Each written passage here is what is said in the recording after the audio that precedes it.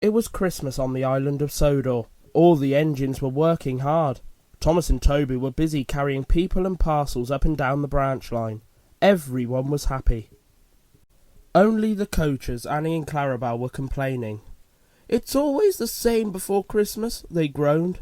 "We feel so full, we feel so full." "Oh, come on," said Thomas as he puffed out of the station. "Where's your festive spirit?" "Leave that to the others. All we get is hard work," said the coachers. "Cheer up," said Thomas. "Christmas Day is almost here."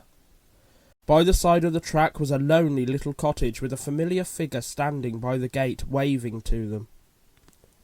"It's Mrs Kyndley," whistled Thomas. "Peep, peep, happy Christmas." However heavy the load, Thomas always felt better for seeing Mrs Kyndley.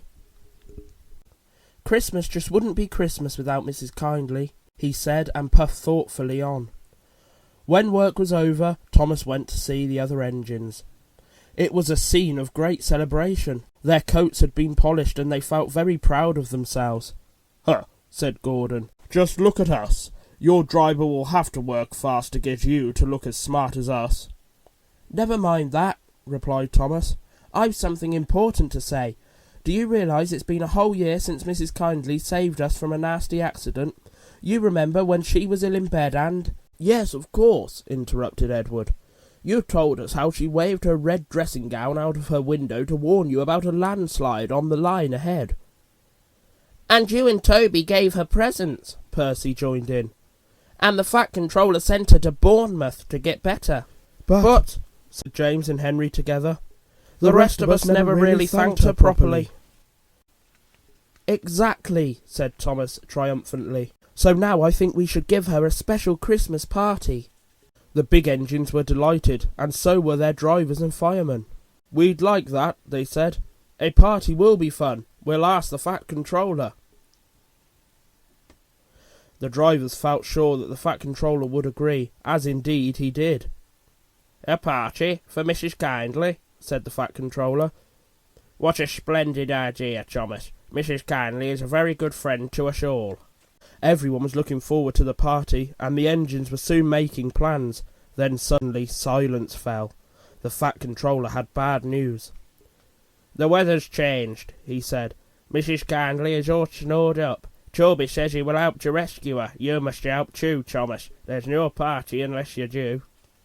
Thomas hated snow, but he said bravely, "I'll try, sir. We must rescue her. We must." "There's a good engine," smiled the Fat Controller. "You and Toby will manage splendidly." The men came to fit Thomas with a snowplough. Thomas and Toby set off to the rescue. Thomas charged the snowdrifts fiercely. Sometimes he swept them aside, sometimes they stuck fast. When they stuck, Thomas and Toby drew back so that men from the van could loosen the hard-packed snow. It was hard and tiring work for everybody, but when they came to the cutting near the cottage, they could go no further. "Look at that!" exclaimed Thomas's fireman. "Peep, peep, peep! Here we are!" whistled Thomas. The snow was so deep round the house that the answering wave had to come from an upstairs window. "Toot, toot, toot! So are we!" came a voice from behind the cottage. "That's Terence," said Thomas excitedly. "He's come to help too." Sure enough, Terence had a snowplough, and was working hard to clear a path to the railway line and safety. At long last the rescue was complete. Percy arrived to take the tired workmen home. Terence said goodbye to Mrs Kyndley, and promised to take care of her cottage as he watched them all set off. The engines made good time. No more snow had fallen, but the yard was dark when they arrived at Tidmouth. The shed doors were shut. There was silence, and there was no one to be seen. Thomas's heart sank. Then suddenly all the lights went on. What a marvellous sight awaited Mrs Kyndley. "Well done," said the Fat Controller, smiling happily. "I'm really proud of you all." Mrs Kyndley especially thanked the smaller engines. "Thomas and Toby are old friends," she said, "and now, Percy, you are my friend too." Percy was so pleased that he bubbled over. 3 cheers for Mrs Kyndley, he cried. Peep, peep, peep, they all whistled. The Fat Controller held his ears, but everyone else laughed and joined in. Right, everyone, he said. 1, 2, 3. Happy Christmas, Kyndley. All the engines whistled and everyone began to sing.